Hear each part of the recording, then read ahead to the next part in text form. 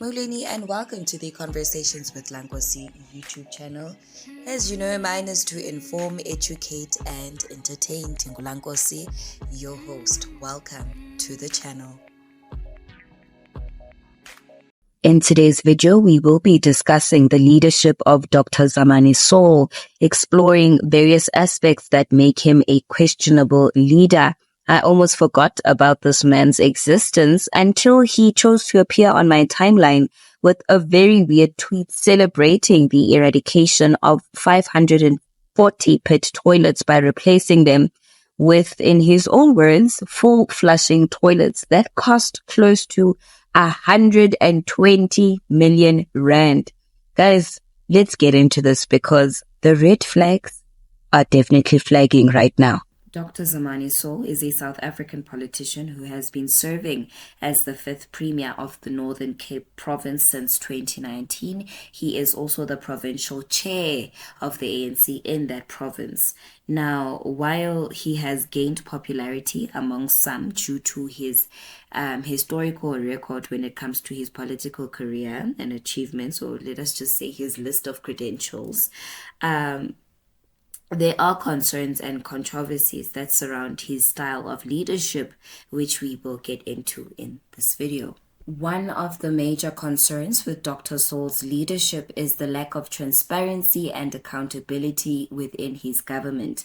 Despite promises to promote transparency and accountability, his administration has been criticized for alleged misappropriation of funds and lack of financial discipline. Let us get into this article. COPE National Committee member Pakis Dikgetsi has criticized Northern Cape Premier Dr. Zamani Saul for purchasing himself and provincial cabinet members brand new vehicles ahead of next year's local government elections. He indicated that Saul's out-of-the-box Audi Q8, which was delivered on July 17, was valued at around 2 million rand. He also bought all the MEC's new Audi Q7s. Upon taking up office, he preached that he would cut all the frills, do away with red carpets, sell the premier's residence, fight corruption, and ensure effective service delivery. He refused to ride in the vehicle used by his predecessor, but he is now on a spending spree, said Dikgetsi.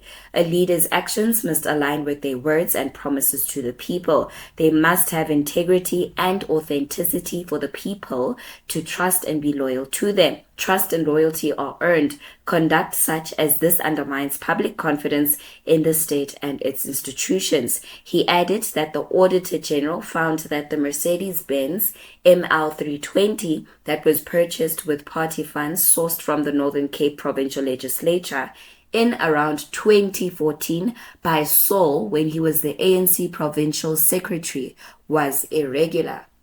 You guys can actually access this article via the DFA News websites. Guys, this is the same man who said the following when he came into office. I've made the decision that there will be no MECs that will be buying new cars. There is no money that will be spent on security upgrades. The money should be directed to the Premier's bursary fund as well as to the Department of Health to buy new ambulances, said Saul. So, what changed? What changed, guys? Pella, this stunt or this move definitely raises questions about the management of public funds under Dr. Saul's leadership. Another area where Dr. Saul's leadership has been questioned is that field of inadequate service delivery.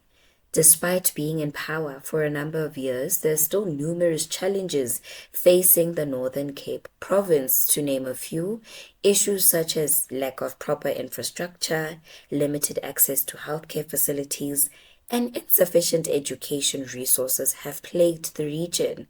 Critics argue that rather than addressing pressing issues, Dr. Saul seems to be more focused on garnering political support rather than improving the lives of the people he was elected to serve. I stand with the critics on this one because his recent tweet with that video linked to it, that was ill-advised, but maybe it was necessary, to open our eyes.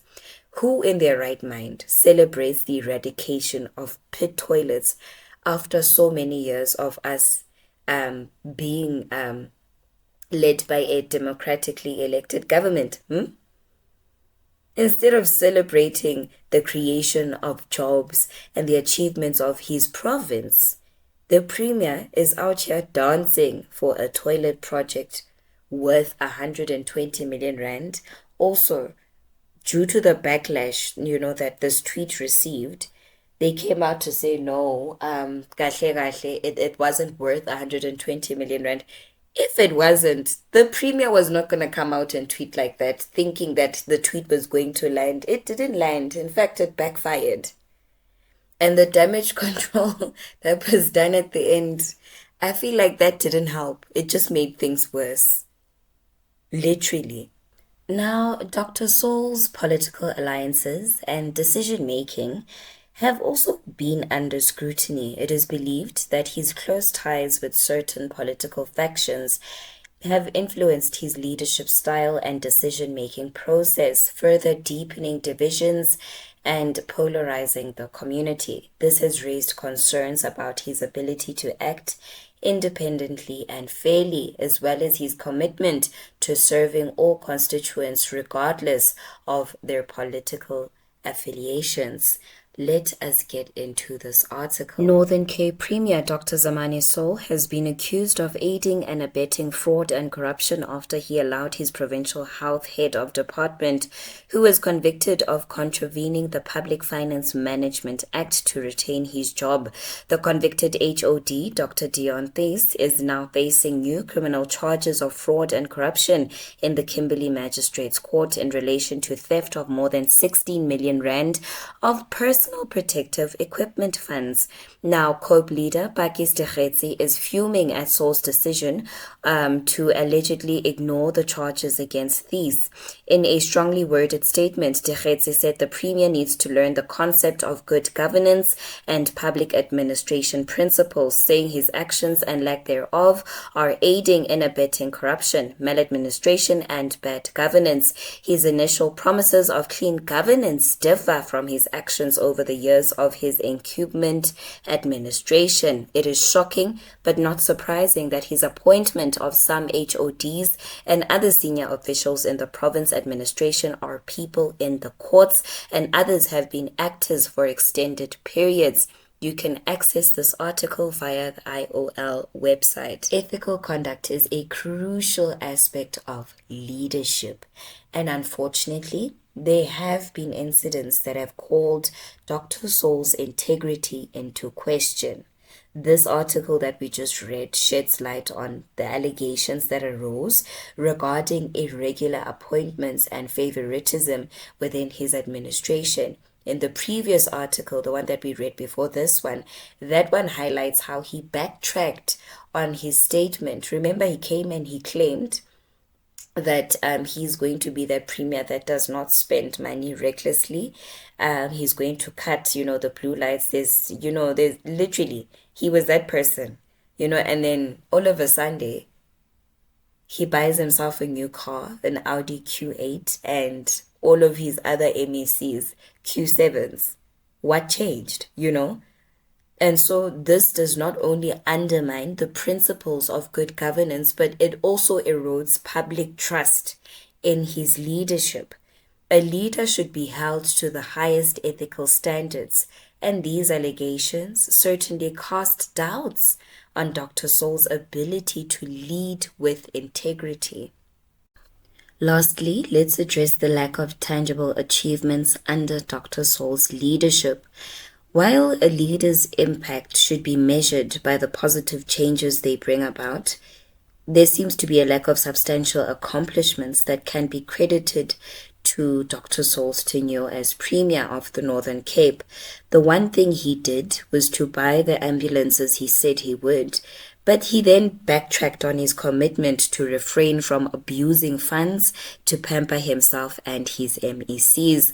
Without significant achievements, it becomes increasingly difficult to argue for his effectiveness as a leader. As we wrap up today's video, it is important to note that evaluating a leader's effectiveness is a complex task that requires considering various factors.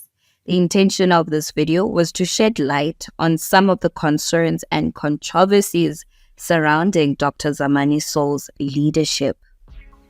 That marks the end of today's video.